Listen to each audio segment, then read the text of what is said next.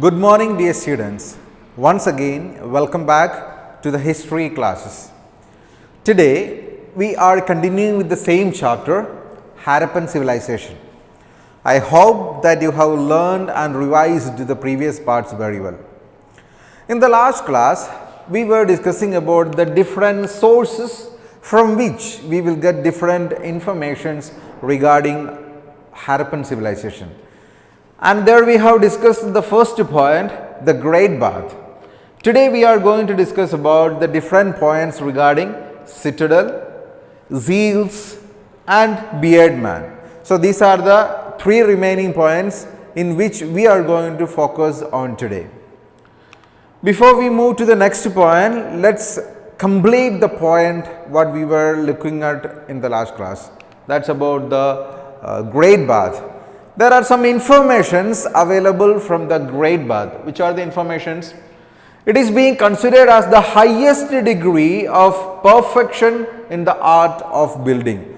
Just imagine to construct a swimming pool in which we fill water without leaking. If we want to maintain a swimming pool, it's not that easy.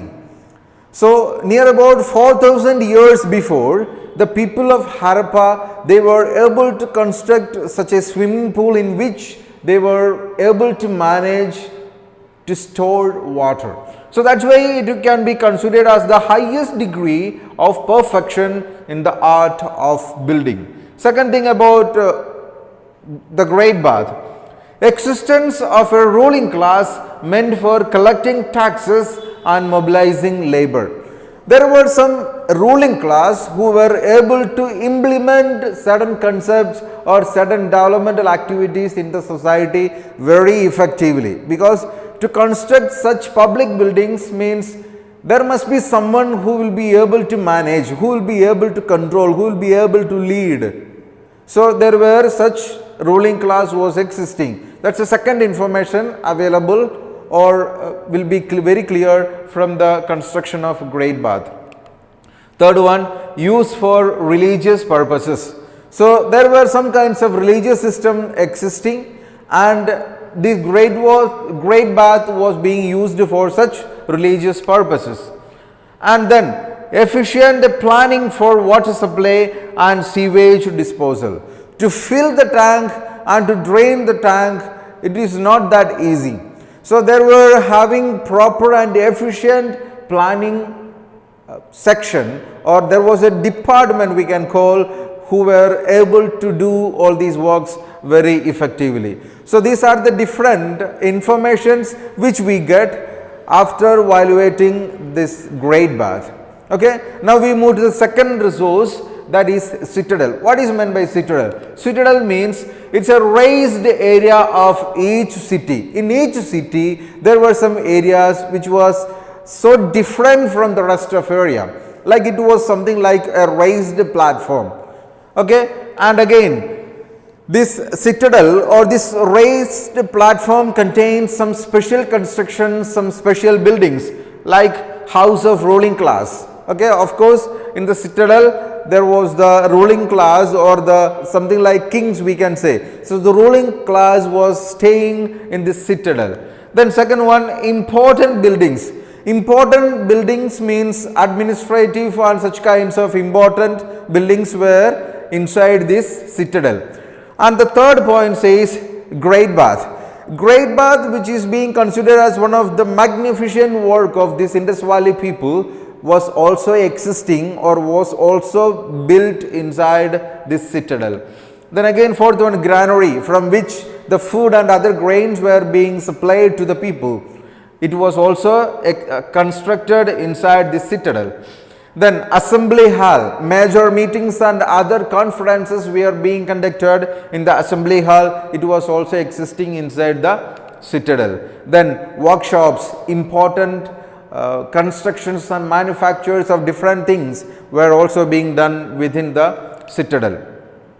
All these are pointing towards a concept idea. What was that? All these points towards elaborate planning. They were having an efficient planning, and that's why they were able to execute all these things with the planning, they were able to implement all this in an effective manner. And again, after evaluating all these points, we will come to, or we can understand that Indus Valley civilization was an urban civilization, a well developed, a well flourished civilization it was. That is the information available from these kinds of sources. Now the third point, that is seals, from which we will get further informations regarding the Indus Valley civilization and people. All these seals shows us some information about artistic skills of people. People were really skilled, especially in the field of art, and around 2000 seals are discovered. Seals just doesn't mean that the seals which we use right now, but different figures, different statues and small emblems and symbols which used by the people for different kinds of purposes. So that's what is actually here meant by the seals. Near about 2000 seals are discovered from the Indus Valley sites. Then there were different images on these seals. What they were telling us, the pictures of one horned bull. Okay, sometimes just for an example, you might have noticed in some of the coins of our country, we have imprinted some figures. What does it imply, or what does it mean? Means it is something related to some culture, some customs and some traditions. Same way, the seals which were discovered from the Indus Valley civilization, on those seals there were some kinds of pictures, and picture of one horned bull, then buffalo, then tiger, then goat. So these kinds of different images were being seen on the seals, then elephant, then raincoats. So these kinds of different images says that they were familiar with these kinds of animals, they were knowing these animals very well. Sometimes these animals were being domesticated, sometimes it were being simplified or symbolified as powerful animals, the symbol of power, the symbol of prosperity. So in such different way they were familiar with these kinds of animals. So that's why they have imprinted those images on the seal. Now different materials are available from the Harappan sites. Materials like terracotta. You might be knowing what is terracotta. It's a toy-like instrument made with the help of clay. Terracotta. Then steatite. It's a kind of soft stone.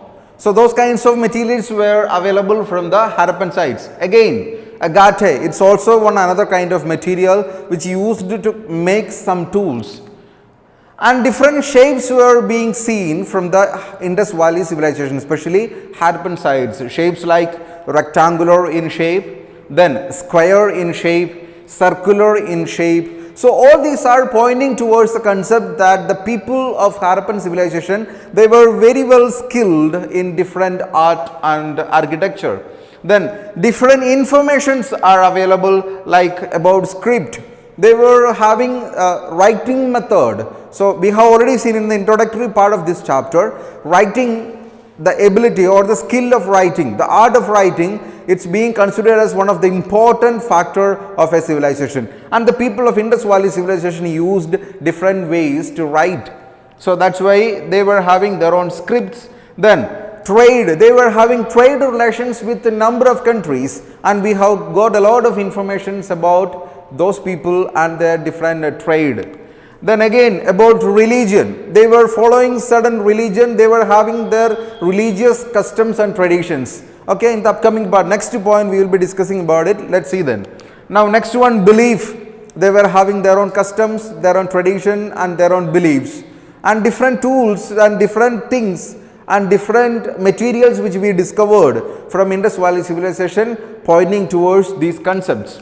Now about Pashupati Mahadev. It's one of the important discovery which we got from the Indus Valley civilization, that is Pashupati Mahadev. Let's see what is. Shows the belief in Lord Shiva. So it was something like a statue which we have got or which we discovered from Indus Valley civilization, which pointing out to the concept of about their religion. Shows the belief in Lord Shiva. and it is made something like a three-faced deity, means a god which is having three different faces, and a buffalo horned head dress. So it the statue's dressing code is something like a buffalo horned head. Then again, two deer at his feet. It's also one of the features of this Pashupati Mahadev. Then trade and seals. The rest of the information about trade and seal I have already told you. We will see those informations in the upcoming part. Trade and seals. It is used by traders. They have used the traders who were having business deals with other countries, other nations, other locations and other places. They were using different kinds of seals. Okay, it was used by traders to stamp their goods. Okay. So, same way how we will deal with in this present era, they will cover their product with some papers or such kinds of materials, and they will apply clay there, and on the clay they will use the seal. So, that is why they were using these seals to stamp their goods. Then how did they used it?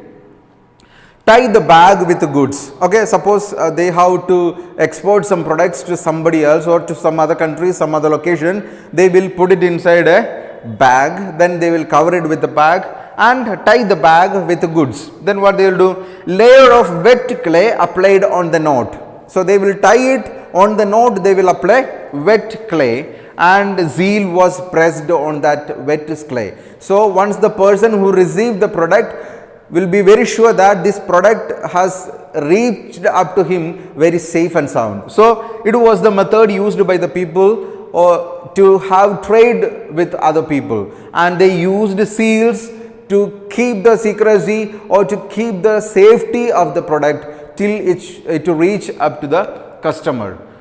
Seals found in different regions spread over a vast area. So seals are having very important role in the case of Indus Valley Civilization, because we have discovered a number of seals from different part of the regions, which means they were having a very rich and flourished trade relations with other regions. Now the fourth point or the fourth resource from which we get different informations regarding Indus Valley Civilization, that is beard man. Beard man is found in Mohenjo-daro. Mohenjo-daro is one of the cities of Indus Valley Civilization, a very developed, flourished city, and we got the statue of this beard man from the Mohenjo-daro. And what are the specialities, features of this beard man? A shawl worn over left shoulder. So the statue, from the statue it's very clear. So while we go through these points, you may just open your textbook and see the image of this beard man. You can see there the statue, on the statue it's very clear. The man is wearing a shawl through his left shoulder. Okay, then again half closed eyes. It's one another feature, speciality of this statue, the statue of beard man. It is giving us some informations. What are the information? High artistic skills. The people who lived in Indus Valley region before 4,500 years, they were having such high artistic skills. That's what is very clear from this statue. Then existence of skilled artisans. There were some group of people who were doing job in this field, which means their profession was to make different artworks.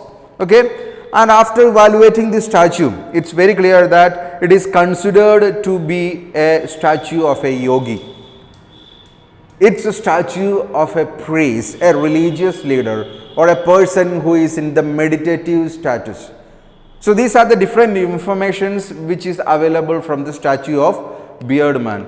Dear students, I think you are very clear about the part which we were dealing with today. And in the next class, we will see about the remaining part of the different sources from which we will get informations about Indus Valley Civilization. So, for the time being, I am just winding up. Today we are winding up here. In the next class, we will see again. Still then, I would like to sign off. Thank you.